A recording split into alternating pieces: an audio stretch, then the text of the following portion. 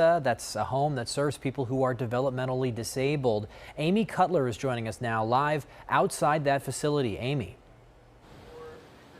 Yeah, Derek, Nicole, still so many questions. Chief among them, how long this man was in that van for before 911 was called, and what led up to this incident. So still so many questions. I want to point out that there is a fire station right across the street from this facility.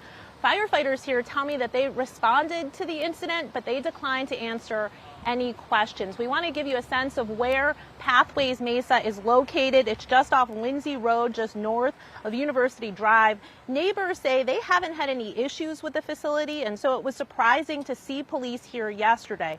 Off camera, an employee tells me that it's a good place to work. They too have not had any issues. Now, police have not identified that developmentally disabled man, only saying he was 36 years old.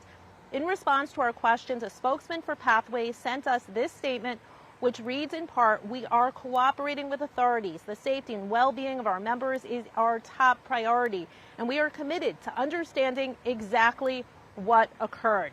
Important to point out, a cause of death has not yet been identified in this case. Still a very active, ongoing investigation. Nicole, Derek?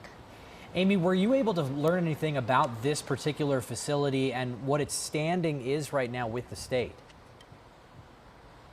Yeah, so I looked this facility up online, finding that they have been in operation for over a decade. They run a variety of different programs, but I was not able to find any list of violations or inspections. That information is not readily available online. Derek? All right, well, you'll keep us posted. Amy Cutler reporting. Amy, thanks.